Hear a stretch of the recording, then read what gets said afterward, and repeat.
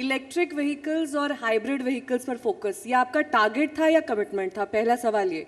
दूसरा सवाल इससे जुड़ा हुआ ये कि जो 43% आप लग्जरी टैक्स लगाते हैं हाइब्रिड व्हीकल्स पर, उससे एक तरीके से आपको नहीं लगता कि इसकी ग्रोथ पर, इसकी जो बाइंग है उस पर असर पड़ता है? और क्योंकि दूसरा सवाल ये कि लिथियम आयन बैटरीज, जो कि आपने कहा था पिछली बार अंजना के इंटरव्यू में भी कि लगातार इंपोर्ट ड्यूटी तो घट रही है, लेकिन जो CBUs हम लाते हैं बाहर से, उनके प्राइसेस लगातार बढ़ रहे हैं, जिसकी वजह से कई बार जो लोग इलेक्ट्रिक व्हीकल्स खरीदना चाहते हैं या फिर उसके इंफ्रास्ट्रक्चर को लेकर परेशान रहते हैं, वो थोड़ा सा एक लेड बैक एटीट्यूड है उनका और वो नहीं खरीद रहे हैं। उसके लिए आपकी सरकार क्या कर रही है?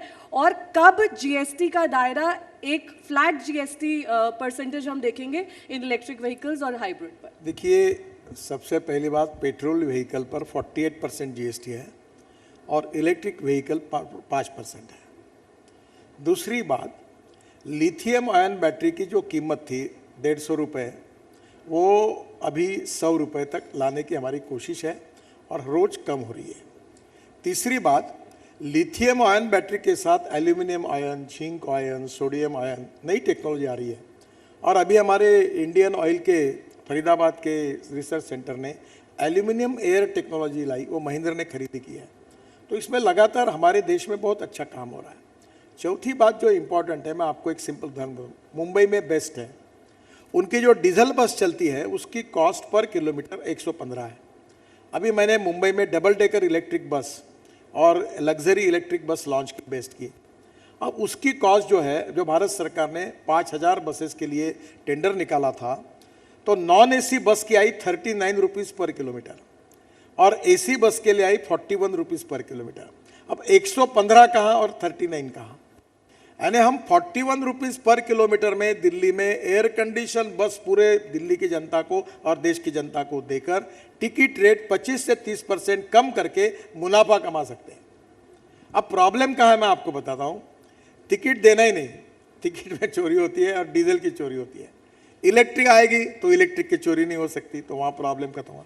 दूसरा, बस में मैंने अभी, ये मेरे अंडर स्टेट कारपोरेशन होती है, मैंने ऐसा डिज़ाइन सुझाया कि जो भी व्यक्ति आएगा उसके पास कार्ड होगा, जाते समय वो कार्ड दिखाएगा, उतरते वो ड्राइवर के सामने से कैमरा लगा हुआ रहेगा, वो अंदर जाएगा बस में, उतरते समय कार्ड दिखाएगा, जाते समय लगाएगा, तो नेचुरली उसके बैंक अकाउंट से पैसे जाएंगे।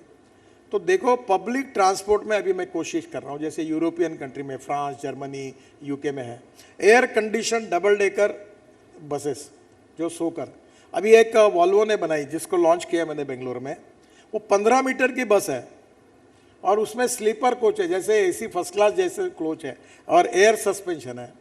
अब धीरे धीरे हमको पब्लिक ट्रांसपोर्ट को प्रायोरिटी देनी है और पब्लिक ट्रांसपोर्ट में फ्यूल के कारण कॉस्ट कम होगी और उसके साथ साथ कंफर्ट ज़्यादा मिलेंगे और लोग अपनी गाड़ी यूज़ करने के बजाय पब्लिक ट्रांसपोर्ट यूज़ करेंगे, ये निश्चित रूप से। इस इंटरव्यू के शुरुआती 10-15 मिनट जो दर्शकों ने सुने होंगे, सबको लगा होगा गदगद है, मतलब हिंदुस्तान तो अब सरपट भाग रहा है हाईवे पर और अब तो अर्थव्यवस्था बस ऐसी है कि हम विश्व गुरु बन गए।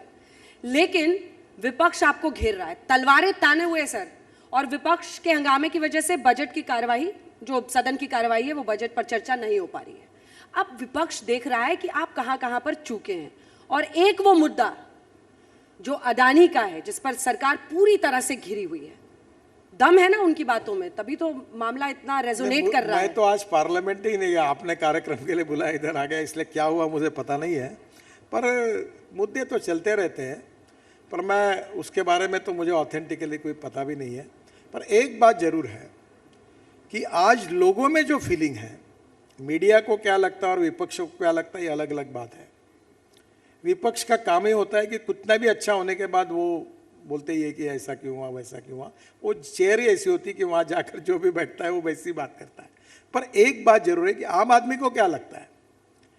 अभी मैं आपको बताता हूँ कि मैं जहाँ जहाँ जाता हूँ, अभी मैं आज हवाई जहाज से अभी आया, तो इतने लोग मेरे पास पीछे पड़ पड़ के फ़ोटो निकाल रहे थे। वो मेरा तो फ़ोटो नहीं निकाल, मैं कोई फिल्म एक्टर नहीं हूँ। वो सबको मन में खुशी है, मेरे गांव का रोड कितना अच्छा बना। आज मोदी जी के बारे में, हमारी सरकार के बारे में ये पब्लिक इंप्रेशन है, ये दिखता ही है ना। आप मुझे बताइए, आप में से बहुत से पत्रकार ये यमुना के पार, कौन सा एरिया बोलते हैं उसको, अक्षरधाम के उधर रहते हैं। पहले रोड कैसा था? 18 लेन का रोड बना है, बाद में मेरठ को जाता है। अब सब पत्रकार आपके जितने ये टीवी का कैमरामैन है उधर रहते हैं, ये मुझे पार्लियामेंट में बताते हैं कि पहले आने के लिए 1.25 घंटा लगता था, अब मैं 20 मिनट में आता हूँ। सर अब तो उस इलाके को ट्रांस यमुना कहा जाता है, पहले दूसरी तरफ को कहा जाता था। लेकिन सर पहले पता कर लिया पत्रकार किधर रहते हैं, फिर वहां वाली सड़क बना दी एकदम मल्टी लेन। ऐसा भी नहीं, आप मुझे बताइए आपका घर कहाँ है, वहां भी बना देंगे।